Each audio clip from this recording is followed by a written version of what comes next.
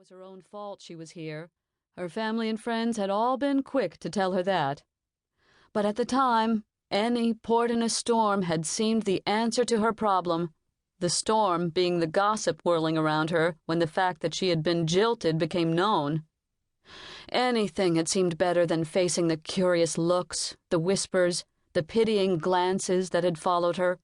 Even harder to bear were the smugly spiteful looks of those who made it no secret that they thought it was high time Holly Lambeth got her comeuppance. Now that it was too late, she realized she had been vain and foolish in recklessly risking Jim's love and patience with all her silly flirtations, her careless disregard for his pride. If only...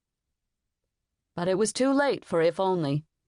She had nobody to blame but herself that she was here in a forsaken Oregon frontier town, instead of planning a fairy tale wedding, with a white lace gown and veil, walking arm in arm with her Army lieutenant husband beneath an arch of crossed sabers held by his West Point classmates.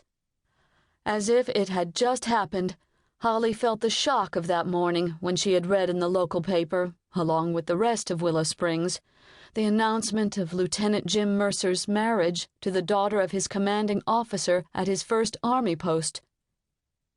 "This all yours, miss?" The whiskey voice of the driver cut through her remorseful memory. With a start, Holly turned to follow his dirty index finger pointing to his helper on top of the stagecoach, straddling her trunk and unstrapping it. "Yes, and please be careful," she began, but her voice was lost in the noise of the tumbling luggage.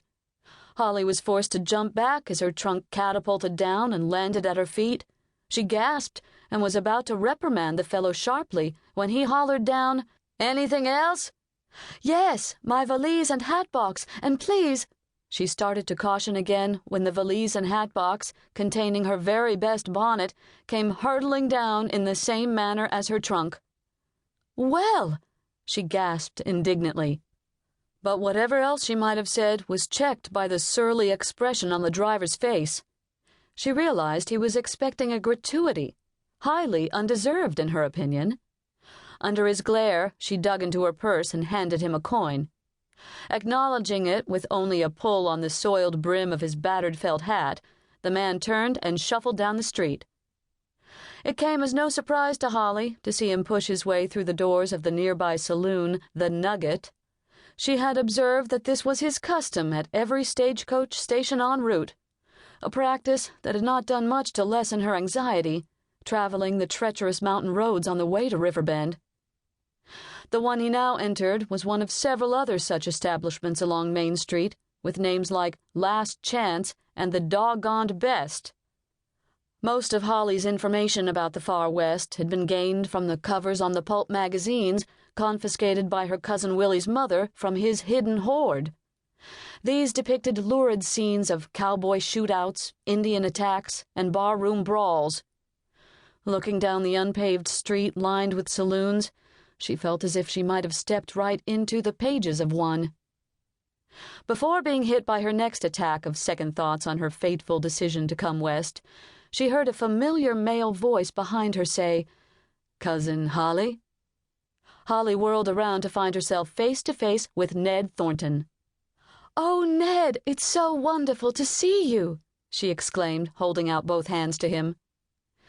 When his kind, homely face turned crimson, Holly realized she may have greeted him too effusively. Belatedly, she remembered that Ned had been one of the many young men flocking around her at Willow Springs parties, hoping to add his name to her dance card. He'd had quite a case on her then. Now, of course, he was married to her cousin Hetty Granville, the same Hetty who was providing her a port in the storm. "Welcome to Riverbend, Holly," Ned stammered. Trying to allay any embarrassment Ned's own memories might be causing him, Holly rushed on.